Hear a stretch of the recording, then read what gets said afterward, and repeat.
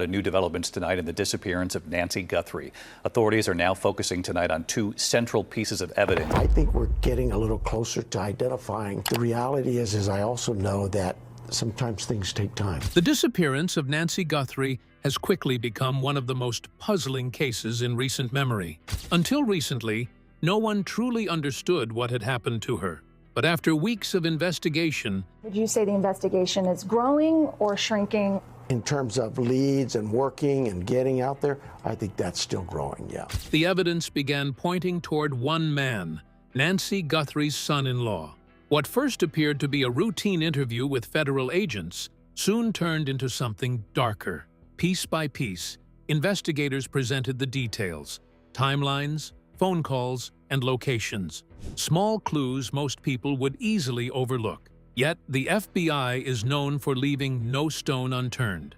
As minutes stretched into hours, the tension inside the room steadily grew. Little by little, the hidden truth began to surface. By the end of the FBI interrogation, the evidence confirmed nearly everything investigators suspected. But why would he commit such an act? The suspect who controlled the story.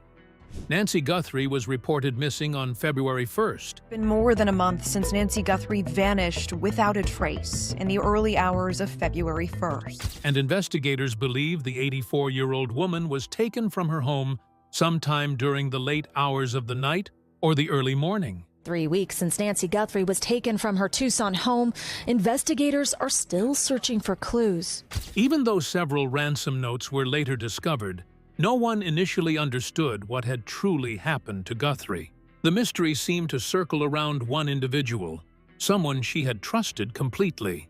Nancy Guthrie's son-in-law was escorted through a secured hallway and brought into a plain federal interview room. The space felt bare and uninviting. White walls surrounded a steel table that had been bolted firmly to the floor. Bright lights hung overhead, washing the entire room in a harsh glow. The man stepped inside slowly, looking drained and uneasy. Dark circles rested beneath his eyes. Yet, despite the fatigue on his face, his behavior suggested a sense of control. His movements hinted that he was already thinking ahead, carefully preparing for how the conversation might unfold. Two investigators from the Federal Bureau of Investigation sat waiting across the table. The lead interrogator was Special Agent Russell Dante. He had spent more than 2 decades working in the FBI's Violent Crimes Division. During that time, he had handled complex investigations across the country. Within the Bureau, Dante had built a reputation for dealing with suspects who believed they could outsmart investigators. Sitting beside him was a younger agent from the Behavioral Analysis Support Unit, a division that focuses on analyzing speech patterns, body language, and emotional responses during interviews. The questioning began with the standard legal procedure. Agent Dante calmly explained the Miranda rights every suspect receives before an interrogation begins. He outlined the right to remain silent and the option to request legal counsel before answering any questions. The son-in-law declined the offer of an attorney almost immediately, a decision made without hesitation. His posture suggested confidence in his ability to handle the conversation on his own. Meanwhile, the younger agent quietly continued writing in his notebook, while watching every subtle change in the man's expression. Once the formalities were complete, the conversation shifted toward a detailed review of the previous evening. Investigators already knew that Nancy Guthrie had disappeared after spending time with family members. She had last been seen during a dinner gathering at her daughter's home before someone reportedly drove her back to her own house later that night.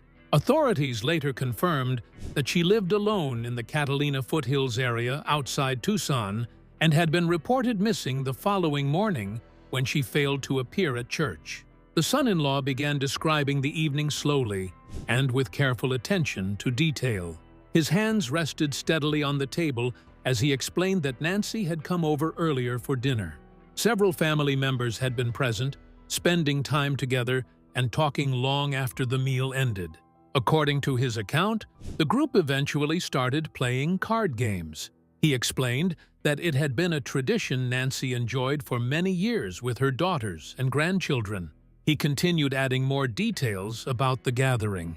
The man described the clothes Nancy had been wearing that night and the food that had been served during dinner.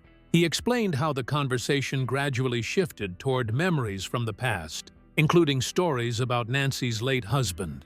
His description painted the image of a quiet and pleasant evening spent among relatives.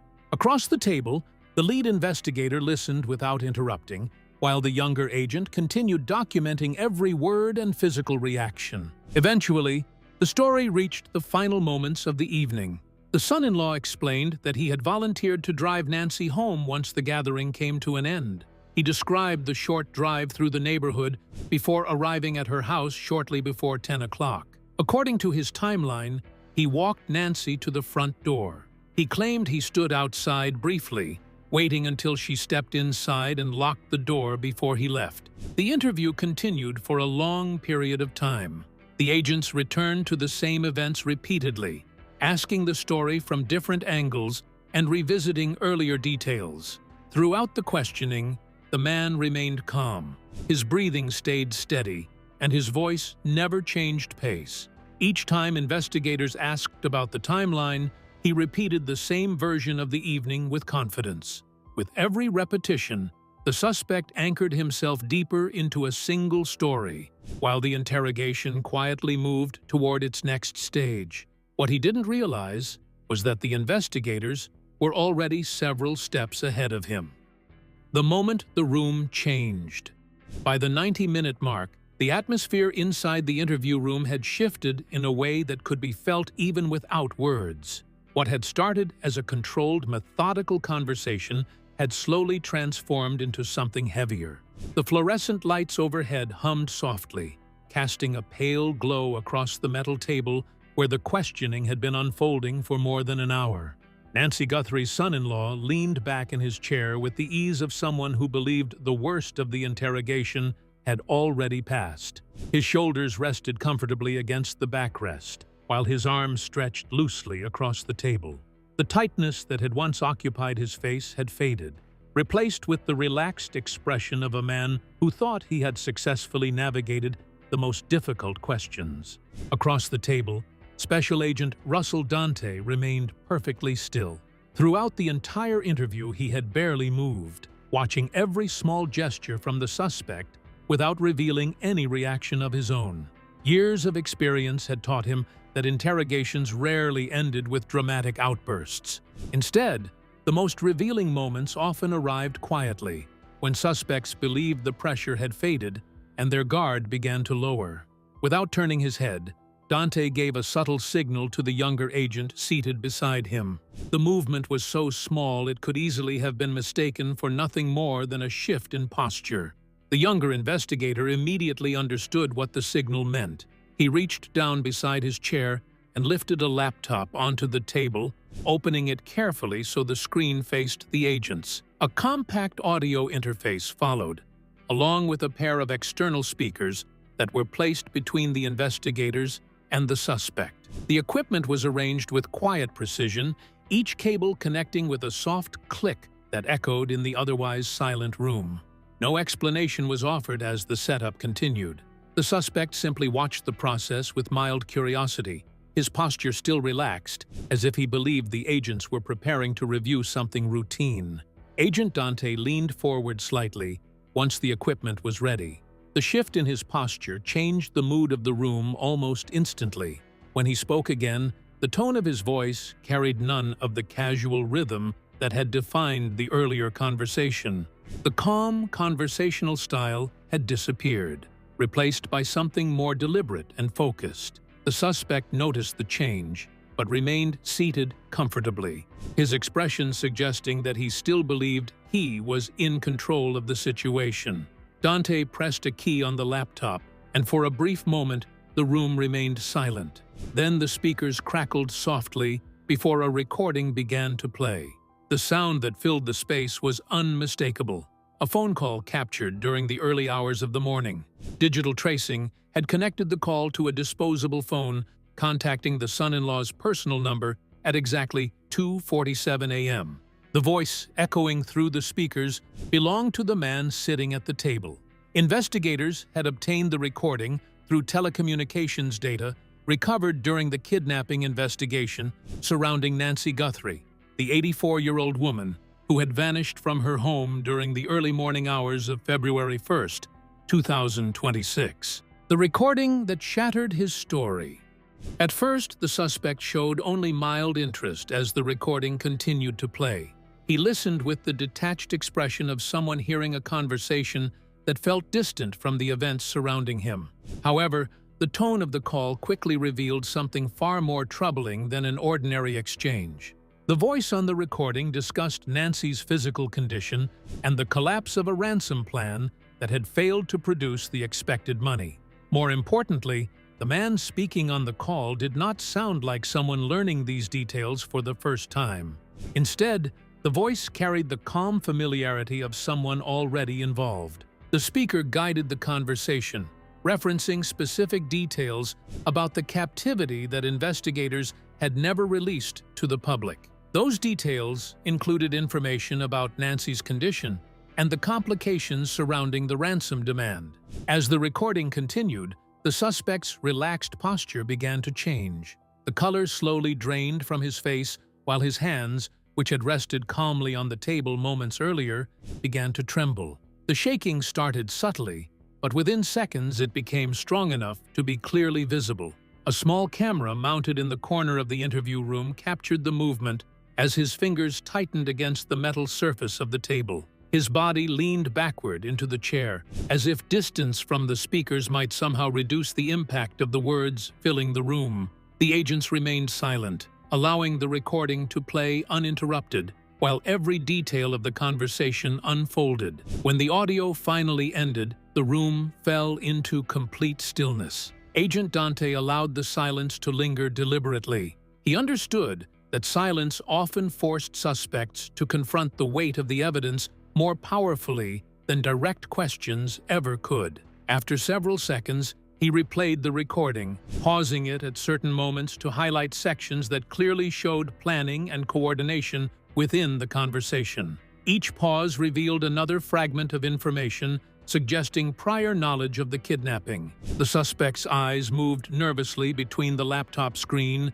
and the printed notes lying on the table in front of the agents. Realizing the recording had placed him in a dangerous position, he attempted to regain control by offering a new explanation. According to his story, the call had involved unrelated business matters and a misunderstanding connected to a distant relative named Marcus.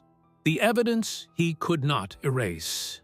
Agent Dante allowed the suspect's explanation to hang in the air for several seconds before responding. The room remained quiet, the faint hum of the overhead lights filling the silence as the man across the table waited for a reaction. Instead of arguing with the claim immediately, Dante simply nodded toward the younger agent seated beside him. The investigator reached down and lifted a thick folder onto the metal table. When it landed, the weight of the documents produced a dull thud that echoed through the room. Slowly and deliberately, the younger agent slid the folder across the table toward the suspect. Inside were printed transcripts of text messages recovered from both phones connected to the investigation. Digital forensic specialists had spent days reconstructing weeks of communication leading up to Nancy Guthrie's disappearance. Each page inside the folder contained carefully documented exchanges between the suspect and another number tied to the case. The conversations were detailed and precise, revealing discussions about Nancy's daily habits and personal routines. Some messages described the layout of her house, including which doors were used most often and where entry points might exist that would avoid immediate detection. Other texts referenced the location of security cameras around the property and the blind spots where someone might move without appearing on the recordings. Several messages went even further, revealing knowledge that only someone close to Nancy could have known. The texts mentioned the schedule of her medication and the hours when she typically prepared for bed. Other lines discussed the times when she would likely be alone inside the house, including evenings when family members were not expected to visit. Investigators had already confirmed these details during their search of Nancy's residence after her disappearance. The information matched perfectly with the timeline reconstructed by detectives working the case. As Agent Dante read several of the messages aloud, he slid each printed page across the table so the suspect could see the evidence clearly in front of him. The confident posture the man had displayed earlier slowly faded as the reality of the situation settled in. His shoulders dropped forward and his eyes remained fixed on the transcripts spread across the table. One by one, the pages revealed his own words preserved in black ink, leaving little room for reinterpretation. The steady rhythm of Dante's voice, reading the messages, seemed to tighten the pressure inside the room. Searching for an escape from the mounting evidence, the suspect finally suggested that his phone had been hacked. According to his explanation,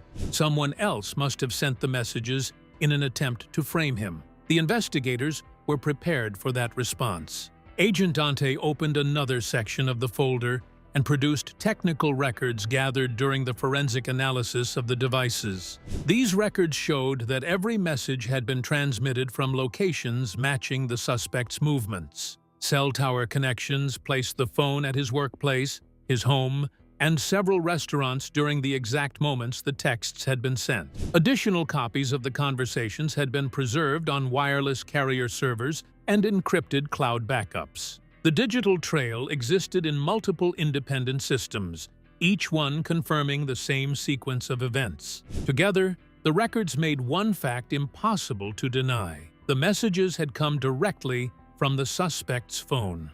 The digital trail of a plan.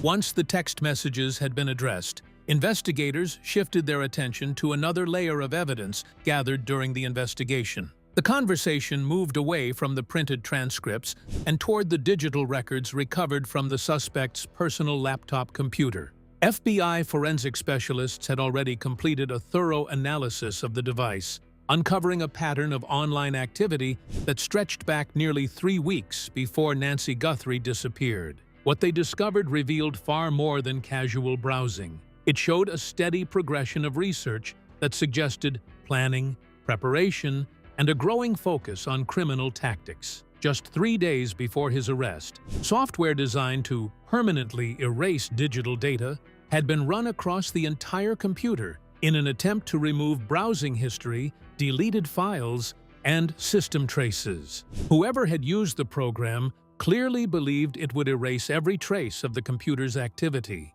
The software had been designed to overwrite files and destroy records that investigators might later attempt to recover. However, the process had not been as effective as intended. Technicians from the FBI's Digital Forensics Division were able to recover a large portion of the hidden information using advanced data reconstruction tools. Fragments of deleted records remained buried within the system's storage, allowing specialists to rebuild the browsing history piece by piece. By the time the analysis was finished, investigators had recovered a detailed list of internet searches that provided a window into what the suspect had been researching during the weeks leading up to Nancy's disappearance. Agent Russell Dante opened a printed forensic report and began reading through the entries listed inside. Each search contained an exact timestamp showing when the activity had occurred. The earliest entries appeared broad and somewhat general, asking questions about how kidnappings were carried out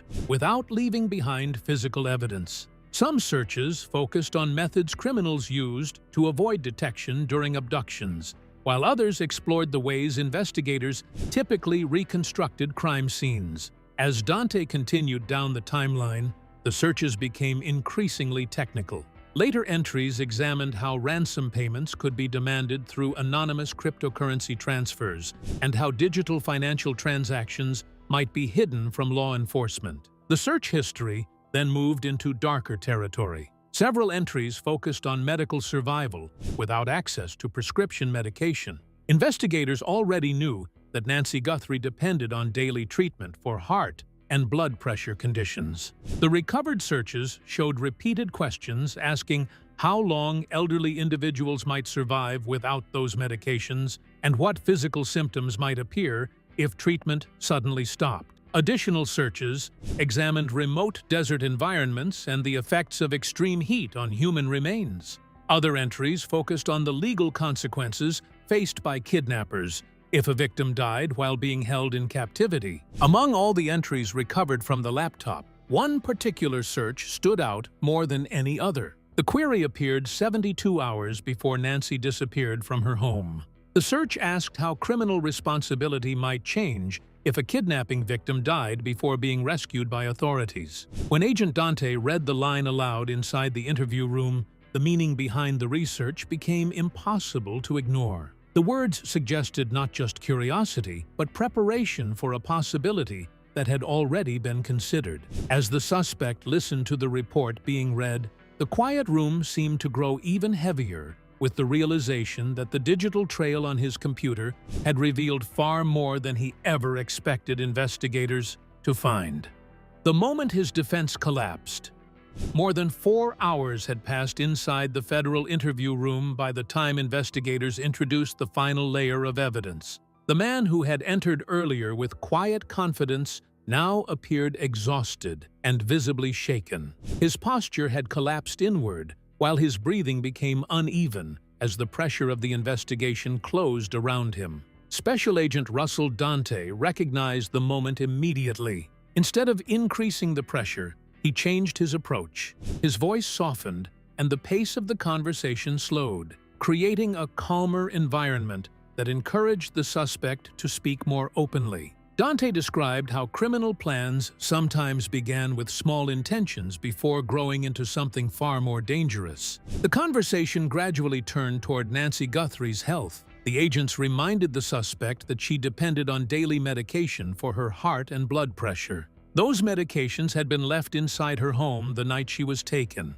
The image of an 84-year-old woman separated from the medicine that kept her alive created a different emotional atmosphere in the room. For the first time during the interrogation, tears appeared in the suspect's eyes. His breathing grew uneven as he struggled to control his voice. Eventually, he admitted that his cousin Marcus had been facing serious financial problems and that he had given him roughly $20,000. The statement immediately contradicted his earlier claim that he did not remember where the large cash withdrawals had gone. That admission created a direct financial link between the suspect and the man investigators believed had carried out the physical abduction. When informed that Marcus had already been detained and questioned by authorities, the suspect's final defense began to unravel. Marcus had told investigators that the kidnapping plan originated with the son-in-law himself. Combined with the phone recording, the text messages, the digital search history, and the financial records, the evidence formed a clear reconstruction of the crime. By the time the interrogation ended nearly 6 hours later, the man who believed he could outsmart federal agents had been confronted with the full weight of the truth closing in around him. If you enjoyed this video, like and subscribe, and also click the next video shown on your screen.